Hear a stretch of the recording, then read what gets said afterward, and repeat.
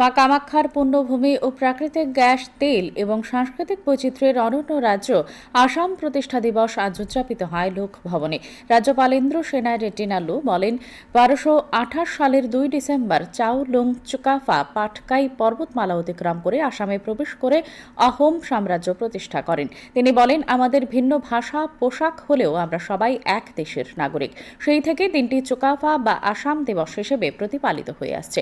শুরুতে সাংস্কৃতিক বৈচিত্র্যে ভরা পূর্বোত্তরের অন্যতম রাজ্য আসামের উপর তথ্যচিত্র পরিবেশন করা হয়। উচ্চশিক্ষায় অধ্যাপনায় রত আধিকারিক সহ ত্রিপুরায় বিভিন্ন প্রতিষ্ঠানে যুক্ত আসামের নাগরিকরা এই প্রতিষ্ঠা দিবসে শামিল ছিলেন।